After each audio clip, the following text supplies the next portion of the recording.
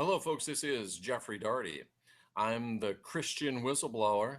Hi, folks. This is Jeffrey Darty. I'm the Christian whistleblower. I think we might have had a false start there, but we are zooming into another episode of a breaking news on the Mandela effect and the Antichrist. If you didn't catch yesterday's show, I will be returning to Coast AM for, I don't know, the fifth or sixth time in October to talk about the Mandela effect, the prophet Daniel, and the Antichrist. But I tried not to make these videos. I've been forced to make these videos because of knowledge emerging. And that, of course, is what Daniel said was going to happen. And that is, of course, if you follow the videos, what the Antichrist is trying to use the Mandela effect in order to stop. And normally I don't use notes, but this is such an important subject that I have made some notes that are important for us. And just some things that are flowing around in my mind as I ponder this. I wonder, multiple timelines, are they being created to give the Antichrist more shots at bat?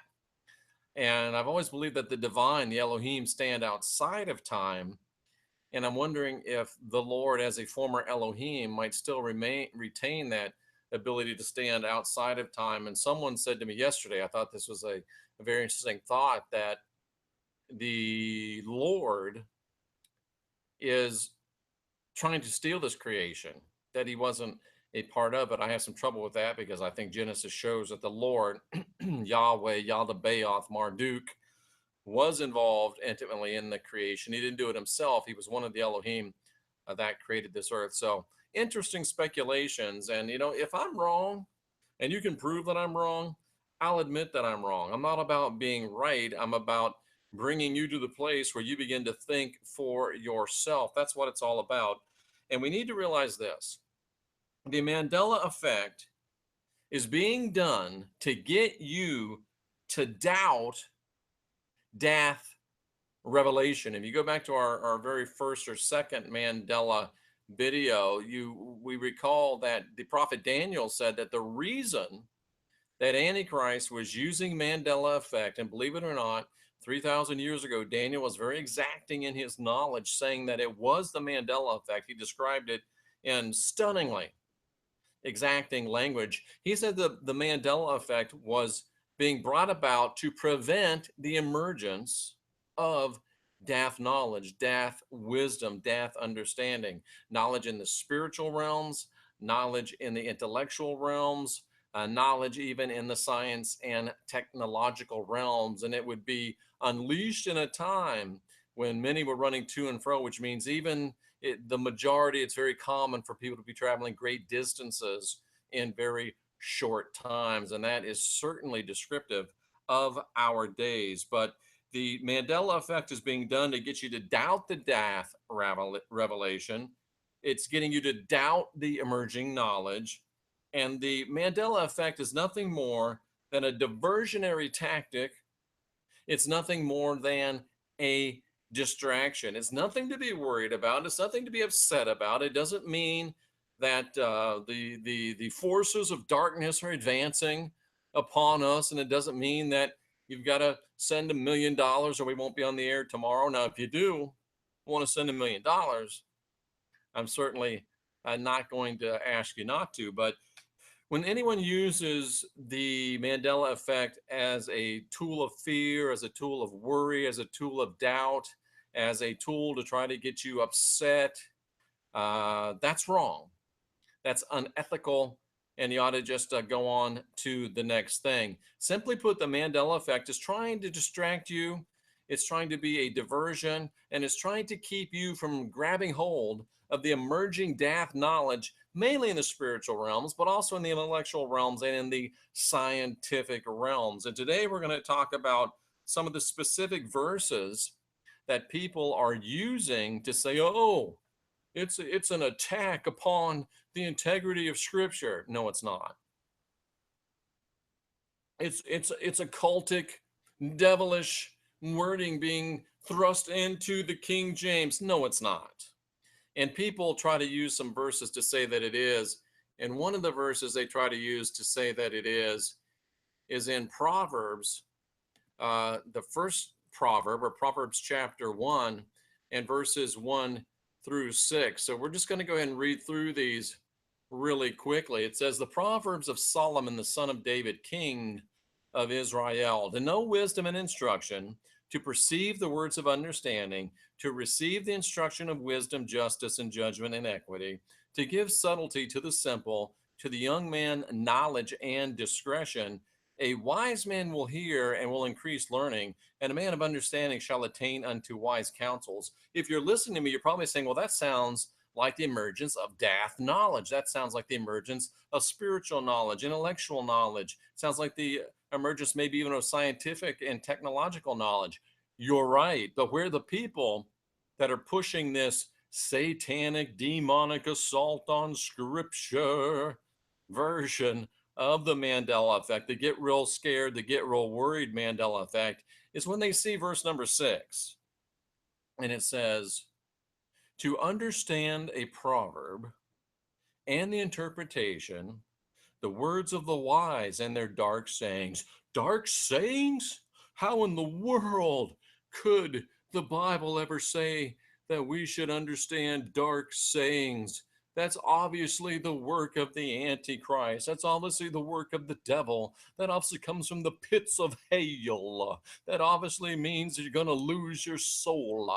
No, it doesn't. And it's not a change to the King James Version.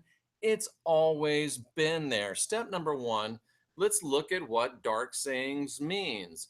So all we're going to do is go up here to our interlinear, and this is the direct Hebrew to English, and we're going to go to Proverbs 6. There's 2, 3, 4, 5, 6. And we see over here the dark sayings. What does the dark sayings mean? Well, it just simply means this. Dark sayings, it's not occult, it's not demonic. It means, very simply, dark sayings are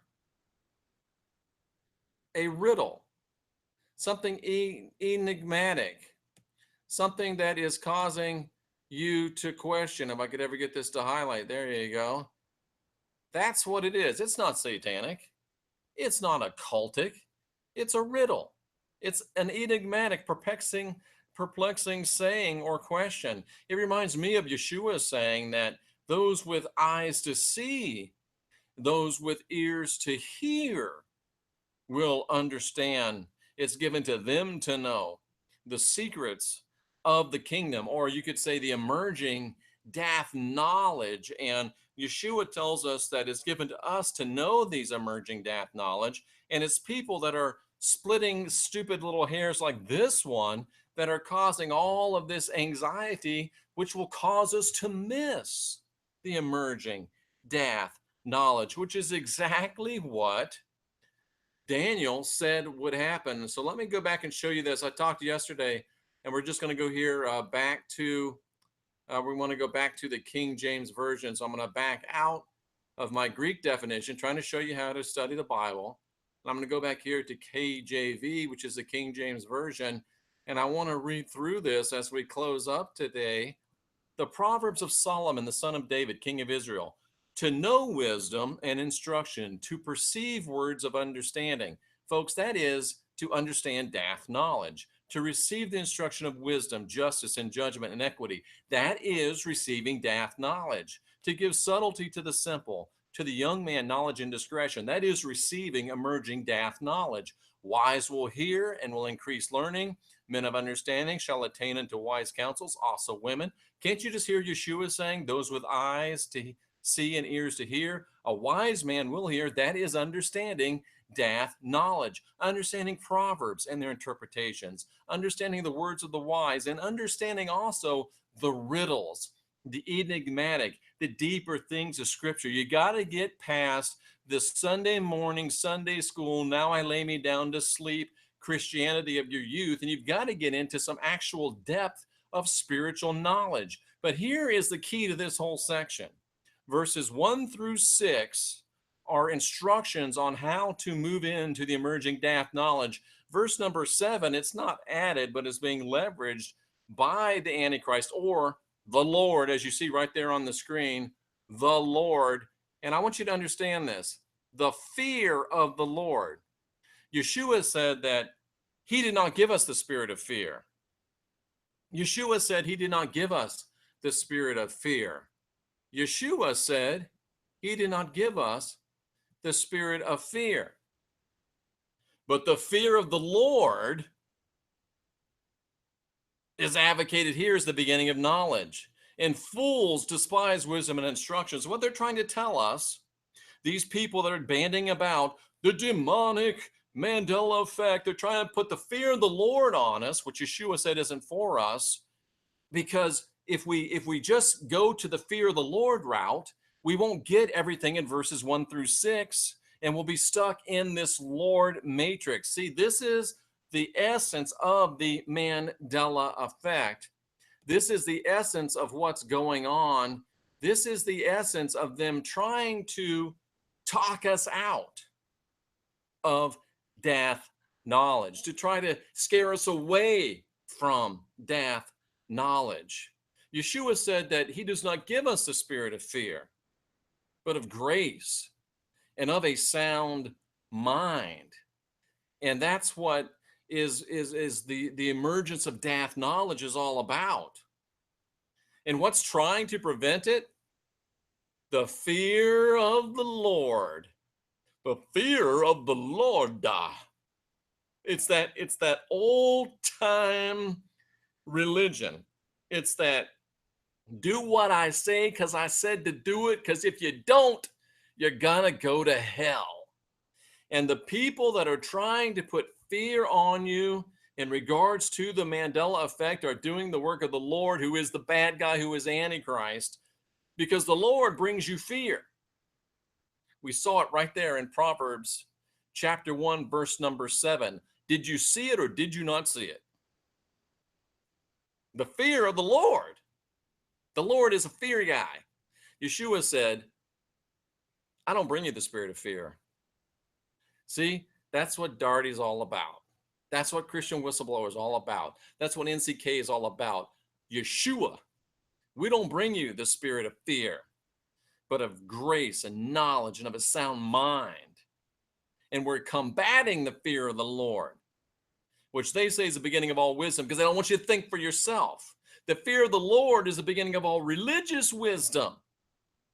But Yeshua didn't give us that fear, because we're supposed to use this right up here and use this right in here. Some of you are starting to get it. And you ought to get excited. I'm Jeffrey Darty, the Christian Whistleblower. I think I'm going to be able to finish this Mandela stuff up on Wednesday's broadcast. But until then, I'm Jeff Darty, the Christian Whistleblower. Contact me on my website, jeffreydarty.com, which you can see right down there below. Subscribe to my channel before you leave. Like this video before you leave. And put a comment down before you leave. And if you don't agree with me, feel free to comment, but it has to be something that has some scholarly, or it has to be some kind of a good argument. If you put that I'm stupid, I'm ugly, my mom dresses me funny, I'm notified right away the comments. And guess what? Delete. Bye-bye. I'm Jeffrey Darty, the Christian Whistleblower, wishing you peace, wishing you light, and above all else, hoping that you unindoctrinate yourself.